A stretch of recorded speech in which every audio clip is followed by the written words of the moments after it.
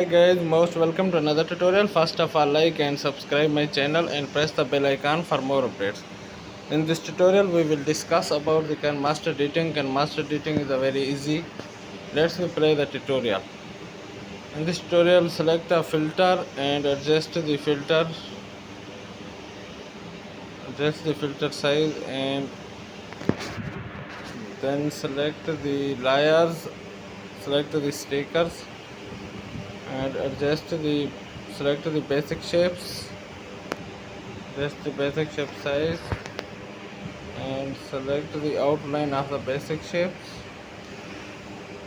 and select the most beautiful color in the basic shapes.